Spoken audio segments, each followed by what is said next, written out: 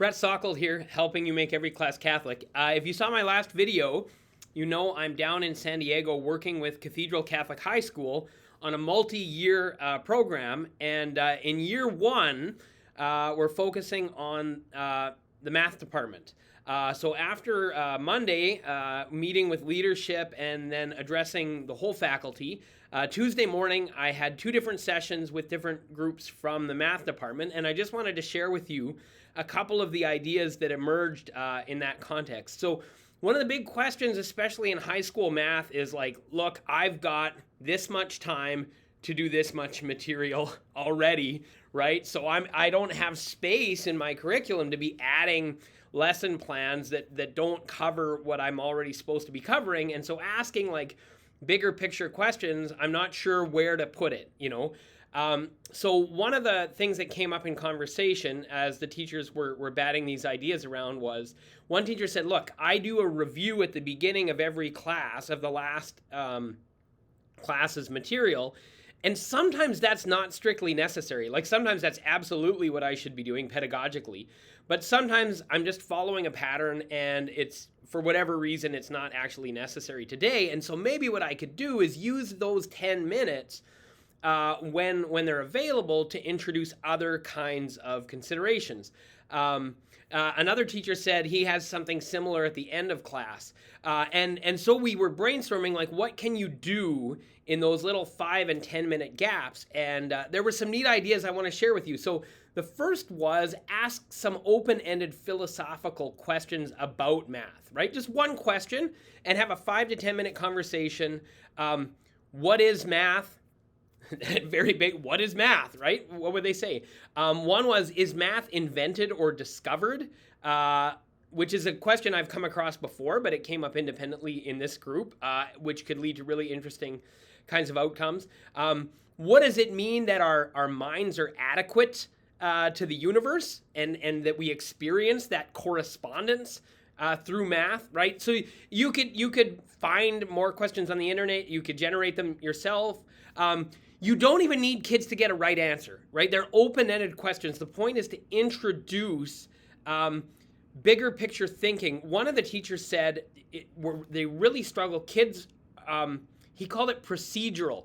They've been trained to like learn how to do the operation, pass the test, learn the next set of operations. And if you try to do something a little more exploratory, not even philosophically yet, but even just mathematically, right?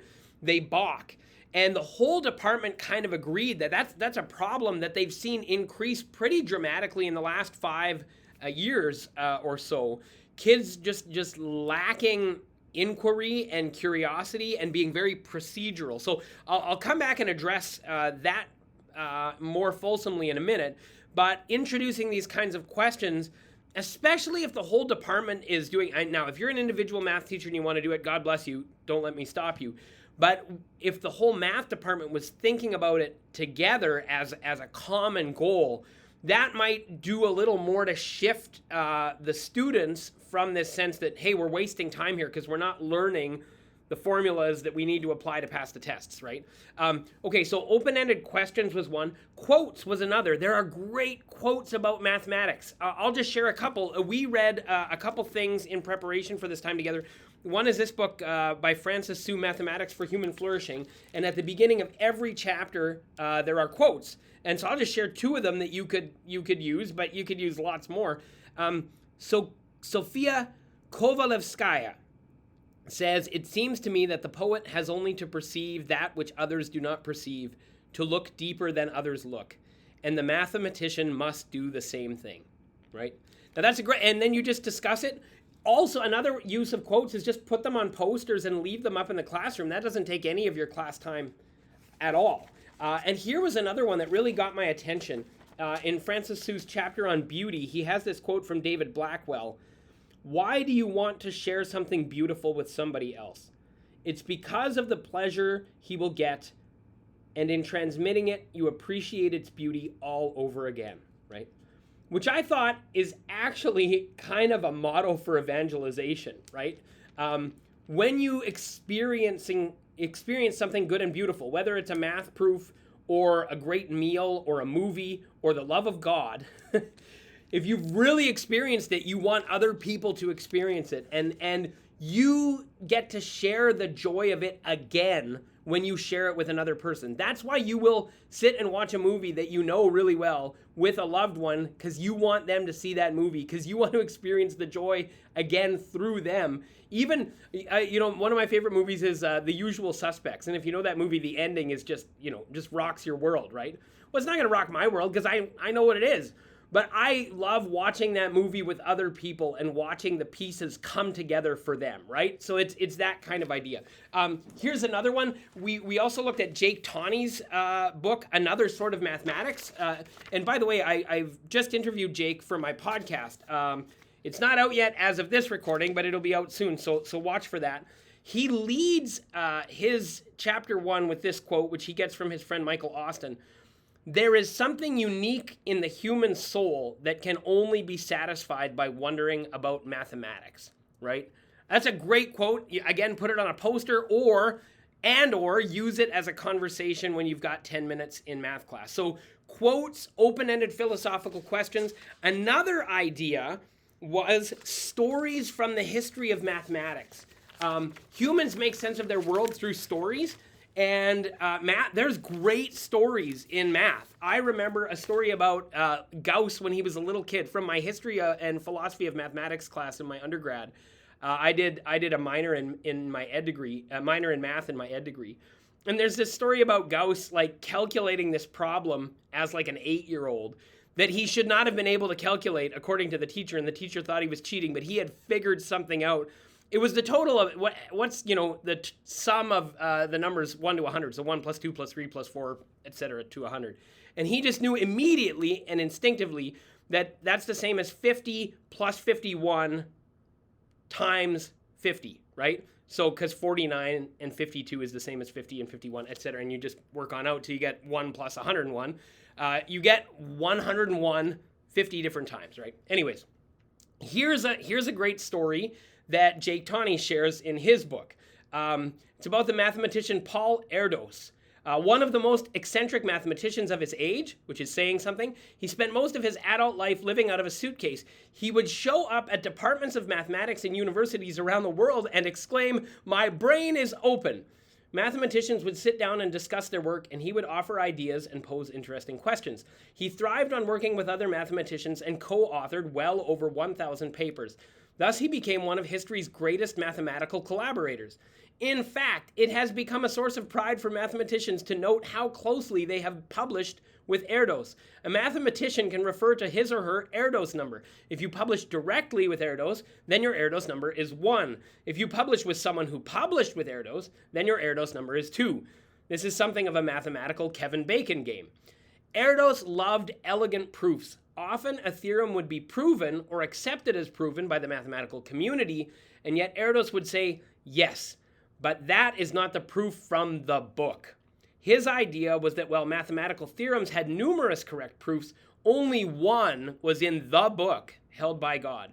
The proofs in the book were so elegant that, upon reading them, one fully understood not just that the theorem was true, but why the theorem was true, right?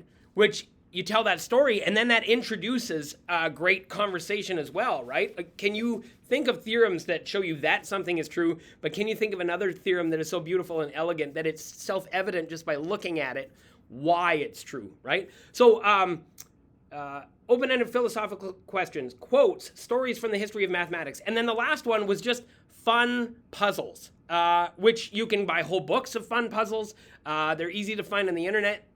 Lots of math teachers already know some and use them. But one of the things that the puzzles do is, especially if they're not going to be on the test, right? Now, you want people to learn to have fun with the math that is on the test, because you don't want to make this hard distinction between like fun math and then like the real math that you need to know for the curriculum and the exam. But to do a puzzle that's not on the exam as a kind of warm-up fun thing once a week or whatever you want to call it. One of the teachers said, we're going to do meditation Mondays in math class, right? Is it shows you that you're not just a calculator that has to achieve certain steps, right? It shows you that you are a human being who encounters the world, who loves the truth and wants to know it, and in fact enjoys learning true things for their own sake, right? It also offers fun opportunity for collaboration. You often do these puzzles in groups. Different groups come up with different proposed solutions. Maybe they're both right. You can have two different ways of solving problems, all this kind of stuff. So those are some ways to communicate in math class that you are more than a calculator. Now, the bigger picture question that emerged later in the conversation was related to this idea I mentioned earlier that students show less and less curiosity, and they get anxious when you ask them to struggle. When you put a question before them that you haven't already taught them how to do, they'll very often just say, I can't do it. It's too much anxiety. Just tell me how to do it and then I'll do it. Which is not actually doing math, right? It's doing calculation, which is a small subset of math. It's a skill you need for math, but it's not the same thing as learning how to think mathematically. And it doesn't, here to go back to the quote that Jake Tawney used from Jake Austin, it doesn't satisfy the human soul the way that actually thinking mathematically and solving problems does. And so the whole department said, no, this is a real cultural issue. It's related sometimes to parental expectations. It's related to an increase in anxiety among young people. It's a multifaceted problem. But could we, as a department, think about this long term? And one of the teachers suggested, what if we said, by the end of grade 12, a Cathedral Catholic math graduate will have these elements of character or these virtues, right? Resilience, curiosity, perseverance, these kinds of things. And what if we said in grade 9, we're going to focus on these series of questions to introduce kids to this study, right? Or this approach to mathematics. And we intentionally built that out over the course of 4 years. And maybe it's really hard to squeeze in whole extra units, but maybe it's worth at the beginning of grade 9, when you first get there in your first math class, to do some deeper thinking about what we're doing when we do math, right? They referenced that there were posters around the school to help kids, right? How do you get an A in English? How do you get an A in math, right? Nothing wrong with that, a practical kind of approach, and sometimes we need practical approaches, right? But they said, but that communicates a certain thing that we could really balance and supplement with another kind of idea. What if there were posters that says, what kind of person do I become in math, right? If we thought at the beginning that math was about becoming a creative problem solver and an honest truth seeker and a resilient person who comes back from their mistakes and learns from them, right? Those kinds of things, they're obviously true when you say them, but our kids have almost been trained out of recognizing that that's part of what we're doing when we do math. So they're going to get together and talk. I'm off to my next engagement, and they're going to have conversations, and I'm going to come back and see how things are going at some point in the future. But I thought those were really exciting developments, and I wanted to share them with you because the experience at Cathedral Catholic is not unique. This math teachers across North America, probably across the developed West, are facing more or less the same kinds of issues. And it was really cool that among the group of teachers, of course, you have a range of commitment to the idea that we can teach every class from a Catholic point of view, right? And I like to think that in my work, I can move the needle, from people who are skeptical to being a little more open-minded, from people who are open-minded to being gung-ho, from people who are gung-ho to being confident that they can do it, right? I know it's not possible to get everyone from 0 to 100 in a day, but there are places along the spectrum where people can move, and every school is going to have people across a range. But once they got talking about the crisis of meaning in young people, they were all 100% on the same page. And when they could start to conceptualize what they could do in math class as a response to the crisis of meaning, and to give people an opportunity to explore in math, not just how to calculate things, but how to make sense of themselves and their world, then that was an exciting idea that got everybody in on the conversation. It was very stimulating. You can probably tell from my demeanor that I found it stimulating. So just wanted to share that with you and let you know if you ever want subject-specific work. I'm very happy to work with whichever department wants to work with me. And sometimes that's cost prohibitive to fly someone in to work with 8 people. You can often connect with partners, local partners, right? Let's say you get math people together from 5 or 6 local schools to do something, and then you don't even need to take a day off. Maybe you just get some subs. Some of that stuff can be done online as well as a kind of supplement to a relationship that's in person. So if you're interested in that, please don't hesitate to reach out, and God bless you.